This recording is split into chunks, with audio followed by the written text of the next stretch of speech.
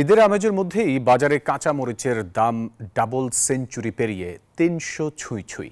চলতি সপ্তাহে ডিমের দাম ডজনে ২০০ থেকে নেমে এসেছে ১৩০ টাকায়। নিম্নবিত্তের প্রোটিন, পাঙ্গাস, তেলাপিয়া মাছের পাশাপাশি সবজির দাম স্থিতিশীল আছে, কমেনি মশলার দাম।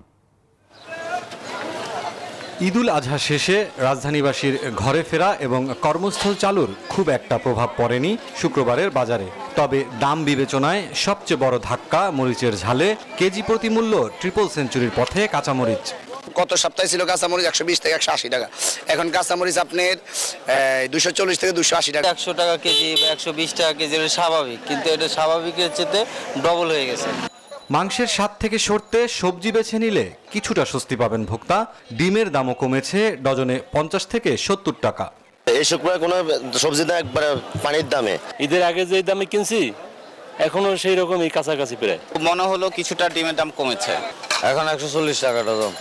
মশলার বাজারে দাম কমেনি, পেঁয়াজের দাম বেড়েছে কেজিতে ১০ টাকা। মশলার দাম গত শুক্রবারে আমরা যে দাম বিক্রি করছি এখন বর্তমানে ওই দামই বিক্রি করতে আছে।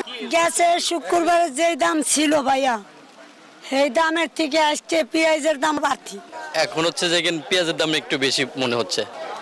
মাছের বাজারে সরবরাহ ছিল কম, ক্রেতাদের মধ্যে দাম নিয়ে রয়েছে অসন্তুষ্টি। কমেছে ব্রয়লার মুরগির দাম।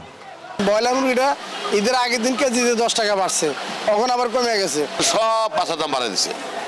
আপনি যেখানে যান পুঁটি মাছ, সাধারণ মাছ এটা ৬০০ টাকা ৬৫০ টাকা কেজি। ৩০০ টাকা হলে হয়তো ঠিক, কিন্তু ৪০০ করে নিচ্ছে ওরা। তেলাপিয়া বেচতেছি ২০০ টাকা ১৮০ টাকা, কই মাছ ২০০ ১৮০, পাঙ্গাস বেচছিল আপনি ২০০ ১৮০।